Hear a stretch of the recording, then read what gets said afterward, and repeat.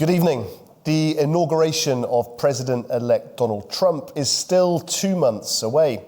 But his announcements this week on trade tariffs have prompted widespread debate about the prospect of an all-out trade war between the world's biggest economies. Tonight, we expound the economics and get to grips with the geopolitics underpinning future Trump tariffs. Well, joining me in the studio are our very own Anita Sharma and, of course, Orkhan Amashov.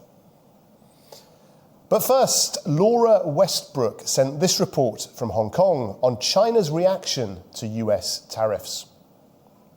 US President-elect Donald Trump has vowed to slap an additional 10% tariffs on China until China stops the flow of illegal drugs, particularly fentanyl, into the United States. Beijing says it's taken steps to combat drug trafficking. And in response, China's state media has warned Trump not to make China a scapegoat for the US fentanyl crisis or take China's goodwill for granted regarding anti-drug cooperation. China Daily said there are no winners in tariff wars. If the US continues to politicize economic and trade issues by weaponizing tariffs, it will leave no party unscathed. Now, analysts say it's unclear whether Trump will follow through on the promise or use it as a negotiating tactic. But economists are already downgrading their growth targets for China's economy next year in anticipation of further tariffs. And they're also warning Americans to brace for an increase in the cost of living. Now, Trump campaigned on a promise to hike tariffs to 60% for all goods imported from China and up to 20% for those brought in from the rest of the world.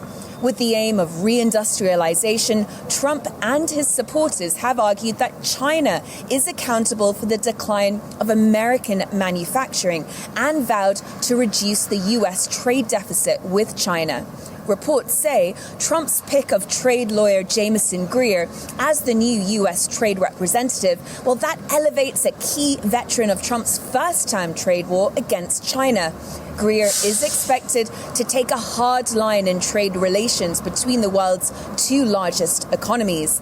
And that points to a bruising 4 years for trade negotiators the world over. Laura Westbrook, AnewZ, Hong Kong. Now, back in the United States, Tony Waterman sent this report with the latest on Mexico's reaction to the future trade plans of the US president-elect. U.S. President-elect Donald Trump has threatened 25% tariffs on Mexico until the flow of migrants and illegal drugs is stopped. Trump has also said that he would impose a 25% tariff on Canadian goods and an additional 10% on Chinese goods. This is really seen as a way to strong-arm all three of these countries into doing more to stop illegal migration and drug trafficking. But experts warn that it could backfire, sending prices skyrocketing in the U.S. and triggering a global trade war. Mexico's President Claudia Sheinbaum has already said that her country would impose retaliatory tariffs of its own if Trump follows through on the threat. And she's also clarifying her country's stance on one issue Trump is linking to trade, and that is immigration. That's because after a phone call between the pair, Donald Trump claimed that she had agreed to stop migration through Mexico into the United States. He made the claim in a social media post on Wednesday, saying it would effectively close the U.S. border. That would have been a major diplomatic and political victory for the incoming president after that 25% tariff threat. But the details do not seem to line up. In her own social media post, Sheinbaum agreed that the two had spoken over the phone, even calling it an excellent conversation. But she said Mexico's position is not to close borders, but to build bridges between governments and between peoples. She says she also explained to Trump Mexico's existing strategy on migration, which has halted the arrival of many caravans of migrants. The number of people being apprehended at the U.S. southern border has dropped dramatically in the past 6 months after reaching record levels a year ago. Apprehensions are now actually hovering near 4-year lows. This is partly due to a cooperation deal brokered by the Biden administration that has Mexican police stepping up their migration enforcement, stopping people at the Mexico-Guatemala border and as they are trekking north. The current White House has also implemented stricter asylum rules, which makes it harder for migrants to enter the country and easier for border officials to deport them. But this is a major issue for Trump, a pillar of his re-election campaign. And it's one he's directly linking his trade policy to with the threat of tariffs against Mexican goods. Tony Waterman for AnewZ in Austin, Texas. Now, Donald Trump's first-term tariffs back in 2018 got a lot of attention. But Anita, things are different this time around, aren't they? Yeah, absolutely. Things are different, Guy, and yet some of them are still the same, right? Off the top, we heard about Jamieson Greer, who will be the new U.S. trade representative come January 2025. He's a familiar name, Guy, because in the first presidency with Donald Trump, he reported directly to the previous U.S. Trade Representative, Robert Lighthizer. We know, it's important that we talk about Greer just a bit here. We know he's a trade lawyer. We know he's a veteran of the U.S. Air Force. In the first presidency, he actually helped create the blueprint for what we now know as the USMCA, the trade agreement, if you will, with Mexico and Canada. Canada likes to call it the CUSMA, but that's a story for another day. As we know, there were bitter trade disputes that ensued, barbs, threats being exchanged around the world between China, the U.S., Mexico, Canada, Europe, you name the country, it was happening. Hundreds of billions of dollars worth of goods were impacted here from both sides with respect to China and the United States. This time around, this week, we have Trump issuing a statement, Guy, essentially saying, and I quote, Greer will be reining in the company's massive trade deficit, defending American manufacturing, agriculture and services, and opening up export markets everywhere. He's actually credited Greer for helping to fight, quote unquote, unfair trade practices, replacing NAFTA, the previous agreement, with the USMCA, and making life better for American workers. Will it be better for American workers? Well, that's the question that remains to be seen. A lot of experts, Guy, are saying it's going to be counterintuitive. Sure, slapping threats on Mexico and Canada, some of the biggest trade partners of the United States. It may make for great headlines. It may win him the mainstream vote, if you will. I know the election's over, but just win the hearts of Middle America. But will it really help Middle America? That's a question that remains to be seen. But more and more experts, Guy, are saying that it won't help the Middle America. It will actually hurt people across the board. Something else that's different this time around is the India impact. We know pre-pandemic, everything was China, China, China. We got everything from China, especially from North America. Since the pandemic, Guy, a lot of countries, namely countries in North America, they had to do an introspection, if you will, and say, wait a minute, this dependence on China, it's way too much. We need to get back to the drawing table and try to seek out new trading partners. They did that with India. India is not a new trading partner for the United States, but it's a critical trading partner. And we've seen business between these two nations grow significantly. In fact, India's trade with the United States hit $120 billion US in fiscal 2024. With China, it hit $118 billion. Those figures have essentially doubled over the last decade. India currently, according to the latest stats that I've seen, has a $35 billion trade surplus with the United States and an $85 billion trade deficit with China. So what does this mean? This means the U.S. is relying a bit more than it was in the previous presidency on India. What does this mean for China? Maybe it doesn't have the cards to play that it once did with respect to pushing back against the U.S. So it really is a fascinating time geopolitically, which I know Orkhan will get to, and of course with the markets, which we'll get to in a second. Thank you, Anita. You bet. And Orkhan, it's as Anita said there, back in 2018, the focus was all on China, US versus China. Can you give us some context, some background to the underlying causes of that trade battle? The underlying cause back in 2018 was largely centered on US trade deficit, which is a chronic problem for the United States. It's been the problem since 1970s, as I understand. And there was the argument made by Donald Trump was that China was practicing unfair trade practices, and also intellectual property theft was mentioned a couple of times. But the drugs, interestingly enough, fentanyl, was not the key element, I think, back in 2019. But eventually what happened, 2020, there was an agreement between US and China. Although Biden administration retained some of those trade barriers and tariffs, but effectively there was a stage between 20 and 2024. The feeling was that this trade war will not escalate further. But now that Trump is back and he made very clear that this pledge will be put into practice, the questions have been asked to what extent it will be effective from the domestic perspective, of course. Because the US trade deficit is a very understandable problem because their domestic consumption exceeds their domestic production. Naturally, their imports exceed their exports. It's vice versa in the case of China. What will be the consumer perspective? Of course, consumer will consider the subject from the perspective of money and their interests. And naturally, this cost should be absorbed by those American companies involving in import of Chinese goods and also by consumers. So effectively, from the point of view of economic viability, I don't think it will work, but the time will show, of course. And also, it does somewhat militate against Trump's pledge about universal tariffs. He's actually particularly focusing on China, Mexico, and Canada. There was supposed to be a universal scheme, and we will see the implications which will follow in the forthcoming months. Yeah, it's interesting to think about consumers too, Anita, isn't it? What are the trade bodies saying, the experts saying, when it comes to how the impact of all this might affect shoppers' spending power? Absolutely.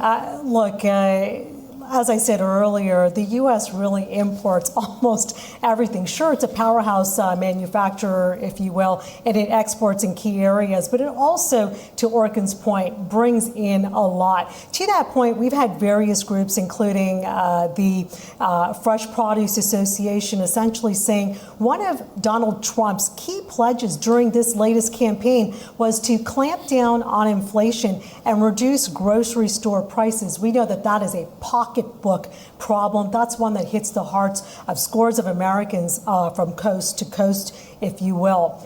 Now, again, I use the word counterintuitive. He wants to impose tariffs, or so he says, right? We know how that unfolded in the previous presidency.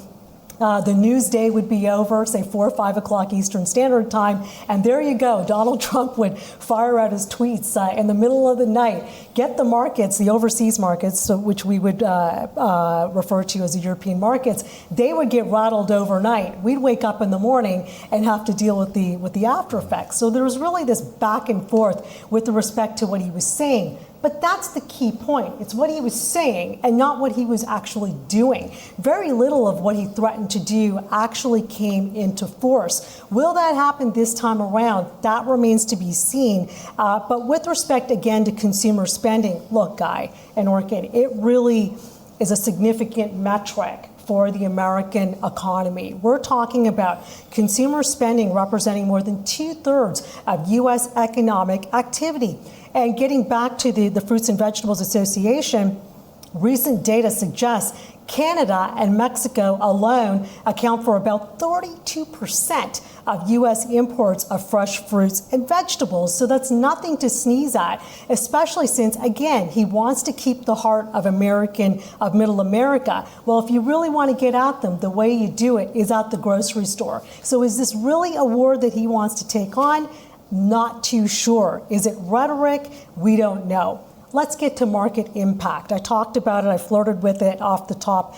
Before Trump's announcement, company earnings calls were filled with warnings about what impact his tariffs, if in fact they are implemented, could have on the bottom line of publicly traded companies. If these tariffs, let's say they do come into effect, what we do know is, sure, the tariffs will hit. They'll initially, these countries like Mexico, Canada, and China, they will immediately feel the pressure. There's no question about that. But what happens after? Let's follow the trickle-down effect. Orkhan and I discussed this off camera a bit earlier, an exhilarating discussion. We'll share it now with you. But essentially what happens is here, American company A and B, they need certain products from, let's say, China to make their car parts or to make their pharmaceutical drugs. They get that product from China. Well, China now has to slap. There will now be an import duty slapped on that product. So that gets absorbed into the cost of what the American manufacturing company or the American company is putting out. Are they going to take the hit? Rhetorical question. Probably not. What's going to happen is they're going to pass that cost over to the consumer. The consumer, Guy, is already stretched. We saw that during the pandemic. We saw inflation just get out of control. Sure, it's mitigated quite significantly, by about 6 to 7% since about 2022. But in many areas, it's still stubbornly high. If you want to ask the middle American, the average Joe and Jill, do you feel better? Is inflation actually lower for you now? They're going to say, I would believe. No, the answer is no. Their money's not going as far as it did pre-pandemic. So the trickle-down effect of the tariffs hitting the American company then passing that over to the consumer is not a good look. So it remains to be seen what happens on that front, but we do know that American companies are bracing for the impact, and we'll see in future earnings reports how much of an impact this is happening on the companies and consequently on markets, particularly in New York. Yes, okay. Companies bracing for the impact, Orkhan Amashov, consumers potentially starting to feel the pressure. What about the power struggle in those big geopolitical organizations? If the US, China, and others are battling it out in a trade war, does that also mean a power struggle in organizations like the World Trade Organization? Well, in many ways, it does signify that this struggle, this trade war between China and US would, of course, transform into wider geopolitical landscape. And there's no single segment of the global domain wherein there's no competition between China and US. You see it in Africa, you see it in different parts of the world, and also there's a military dimension to it because China wants to dominate East Asia, and their interests of China and US, they do clash, of course. And on the other hand, of course, if we look at the trajectory in the wider geopolitical landscape, there are three distinct long-term possibilities for China-US relations. One is, of course, not peaceful, but competitive coexistence. The second one is strategic rivalry, which is currently happening. And of course, number third is Cold War-style containment, which is not happening, of course. And the general feeling is that with China's rise, US will eventually adjust itself to this rise, and there will be more element of competitive spirit and competitive cooperation between. We may call it cooperative competition or competitive cooperation, but that is something which is likely to happen. But there are many realms where China and US are competing, and one of those areas actually is Central Asia. And within Central Asia, we see a particular pattern which is currently evolving, and the elements that are coalescing into structure. That structure is currently uncertain, because as we see, Russia's clout in the region is losing its grounds in Central Asia, with Central Asian countries, particularly Kazakhstan, following a very independent policy. Although in the case of Kazakhstan, for example, their oil exports are mainly through Russia. They're currently diversifying their oil export routes, trying to use Turkey, for example.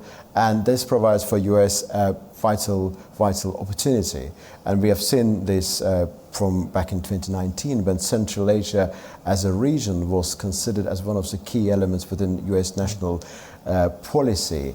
And China and US are competing in Central Asia, and it looks like the vacuum left after Russia retrenchment in the region is going to be filled in by these two powers. And in a way, we see the reincarnation of the Great War, which we observed in the late 19th century between Russia and British Empire. And now the key competitors are actually China and United States. And it is very relevant to what's happening in this country, in Azerbaijan as well, in the context of Middle Corridor as well. Because Middle Corridor is effectively the trade route which connects China with Europe via Central Asia, via South Caucasus. America is very much interested in this trade route because it does give it extra leverage in terms of further penetrating into Central Asia, but it's not interested about it.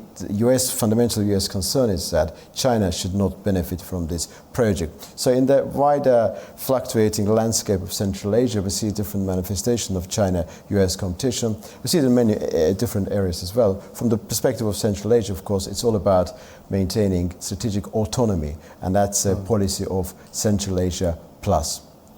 Let's just delve into that a little bit more now, because I'll be interested in your perspective, Orkhan, on Donald Trump's priorities. He's spoken about ending the war in Ukraine. We now see these trade war overtures to China, to Mexico, to Canada. You've just spoken about his thinking in the Central Asian region. Where is his focus going to be first, do you think? I think that China is going to be his fundamental focus, but ending war in Ukraine is perceived to be as one of his objectives. But the reality, the situation on the ground in Ukraine is that despite all the support that Ukraine currently gets from the West, the support is not good enough to be able to actually retake all of those territories lost to Russia militarily at this juncture. I don't think there will be fundamental change to the policy of support in terms of military armament, but the reality there is that even if Donald Trump is adamantly focused on ending the war in Ukraine, Russia probably will not agree, and a new phase of escalation will come afterwards. So I think the focus will be on China. But ultimately, in the context of Ukraine, many people say that the next 2 months are absolutely key, because what happened is that Trump currently is president-elect. What he's going to do is bearing upon the decisions taken by Biden administration, but many would say that this 2 months period till January will give opportune time for Biden to do something practical in terms of helping Ukraine in order somewhat indicate his term and also save his legacy when it comes to Ukraine. In the same way we saw it in the context of Israel and Middle East, because what happened is that he was criticized heavily for what's happening currently in Middle East, and this last-ditch deal that has been agreed very recently between Hezbollah and Israel also will go down as something for which Biden may take credit. Anita, finally, let's just talk about some of these warnings that we've heard about the trade tariffs. Warnings from business groups, warnings from economists about the threat of inflation, warnings even from Mexico about the loss of potentially 400,000 jobs, not in Mexico, but actually in the US. Absolutely. Great points all the way around, Guy. Look, the warnings are coming fast and furious. I discussed a few of them coming from the corporate sector, various CEOs from big companies in the US saying, all right, we're in a wait and see mode here, but it doesn't look good. What happens when it doesn't look good? Well, what we know is markets don't like uncertainty, right? So if there's any whiff of uncertainty, they're not going to spend, Guy. Companies are not going to spend on, let's say, research and development. They're probably not going to hire X amount of more seasonal workers during the holidays if what they're worried about is tariffs coming in and basically putting a chokehold on their growth prospects. Various economists, you mentioned them, they will say, look, we're not exactly sure there's a linear impact between tariffs and inflation. A lot of people do believe that it will dent inflation, but that may be a question, but I'll tell you what's not a question. It will affect real economic growth, GDP, gross domestic product. That will certainly be dented if in fact these tariffs are put in place and if in fact they're put in place for a prolonged period of time. So these are the things that chief executive officers are keeping a close eye on. And when you talk about jobs, sure, let's talk about even just smaller companies here, not the Fortune 500 companies, but a smaller company that relies on China or let's say even Mexico or what have you for parts of their goods and services. I mentioned earlier that those costs will be passed on to the consumer. That is certainly one hit that we'll be watching for. But the other hit is they don't have a lot of product to sell. Who's going to be on the chopping block? A lot of their employees. So what we don't want to see is an accelerating unemployment rate in the United States. And I believe that's what the Mexican president was alluding to, that sure, you're talking about protecting jobs in America, but what's going to happen here is you're actually going to cause a problem that you say you're trying to avoid. So it's an interesting time with respect to exports as well. Look, Canada, I believe, is a significant exporter of oil to the United States. If the United States once again takes on this battle, it is going to lead to serious repercussions on both sides. But what we know that these politicians like to do is talk. How much is Trump going to be on Twitter, or X as they call it now, going into his next term remains to be seen. But buckle your seatbelts. This is going to be a wild ride again. Well, thank you both. You've certainly done more than talk this evening. Thank you very much, as always, for your analysis. Well, that is all we have time for on this hour. Thank you for watching, and we wish you a pleasant evening ahead.